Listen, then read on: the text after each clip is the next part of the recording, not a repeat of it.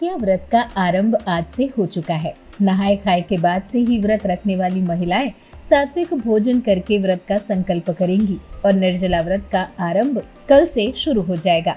इस व्रत में महिलाएं भगवान जीमूत वाहन की पूजा करती हैं और उनसे अपनी संतान की दीर्घायु और सलामती के लिए प्रार्थना भी करती हैं। अब आइए जानते हैं कि आखिर जीमूत वाहन भगवान है कौन और जितिया व्रत में क्यों होती है इनकी पूजा। नमस्कार, मैं हूँ सुकृति रॉय चैटर्जी और बोल स्काई में आप सभी का स्वागत है। भगवान जीमूत वाहन पौराणिक युग में गंधर्व राजकुमार थे। वो और उनके पिता बेहद उदार और परोपकारी व्यक्ति थे। पहले उनके पिता ने राजपाट छोड़कर अपने पुत्र को राजा बना दिया और फिर जीमूत वाहन का भी राजकाज में मन नहीं लगा।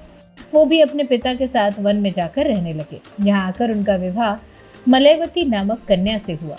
जीमूत वाहन को एक दिन वन में एक वयोवृद्ध महिला रोती हुई अवस्था में मिली। उन्होंने उस महिला से रोने का कारण पूछा तो उन्होंने बताया कि गरुड़ पक्षी को नागों ने वचन दिया है कि वो पाताल लोक में न प्रवेश करें। इसके लिए वो रोज एक नाग उनके पास आहार के लिए भेज दिया करेंगे ताकि गरुड़ उस नाग को खाकर अपनी भूख शांत कर ले।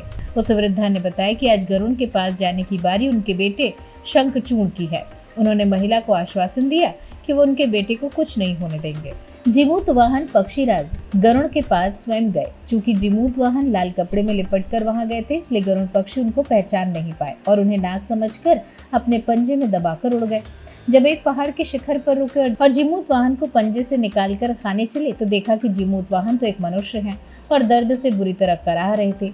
उन्होंने जीमूत वाहन पर दया आ गई और उन्हें मुक्त कर दिया। फिर जीमूत वाहन ने उन्हें सारी घटना बताई और नागों का भक्षण न करने की प्रार्थना की।